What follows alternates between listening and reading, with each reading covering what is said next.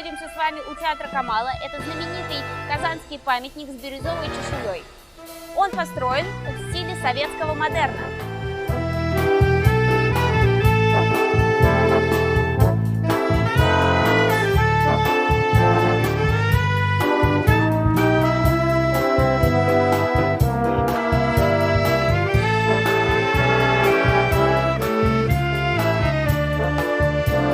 Когда-то на месте площади театра Камала располагалась малоэтажная постройка.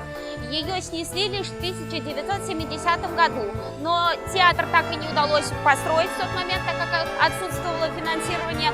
Лишь в 1986 году здание было сдано в эксплуатацию, и над ним работала команда московских архитекторов под руководством Горлышкова.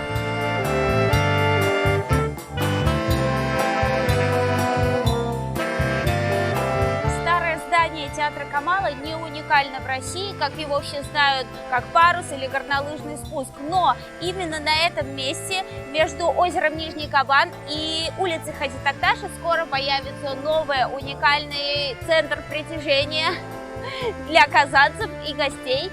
То есть здесь возведут огромное здание с новыми национальными символами, возможно. Пока мы не знаем, каким оно будет, но оно будет именно здесь.